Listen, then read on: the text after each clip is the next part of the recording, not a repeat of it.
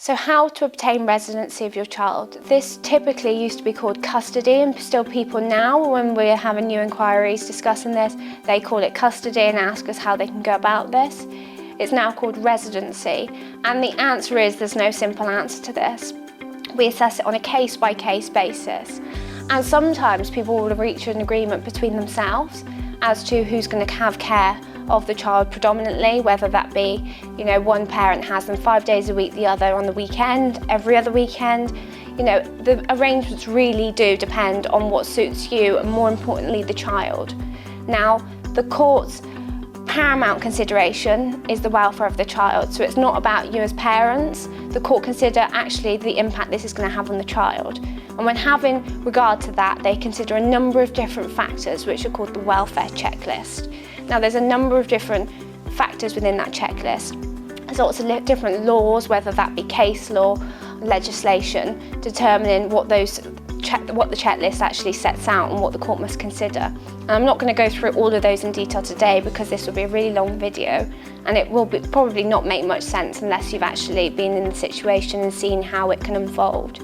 But I think the question of how you can obtain residency of a child is you need to consult a solicitor as soon as possible, because actually you might be able to reach an agreement between yourselves by way of mediation, for example, that can be drafted into a consent order, filed with the court, and once sealed is legally binding.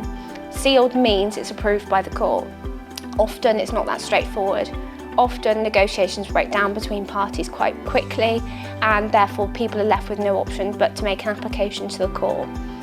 Applications to the court and court proceedings can be incredibly time-consuming and emotionally difficult for all parties involved, because you've got other people who are strangers to you and the child that are making decisions about what is best for them if an agreement can't be reached between you and the other party.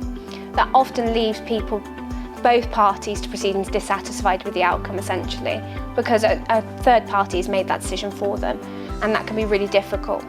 But to put you in the best position, you need a solicitor that's proactive, is putting things in the bag now that you can pull out later.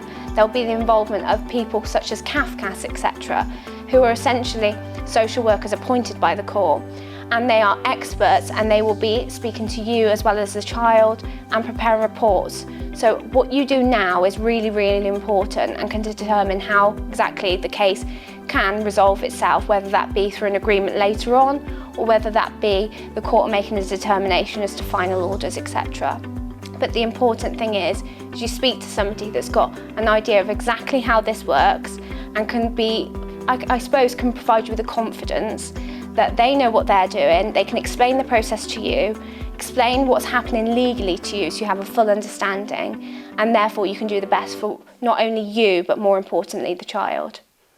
If you need any support with any of the topics covered in this video, please don't hesitate to give us a call, get in touch, and we'll assist you.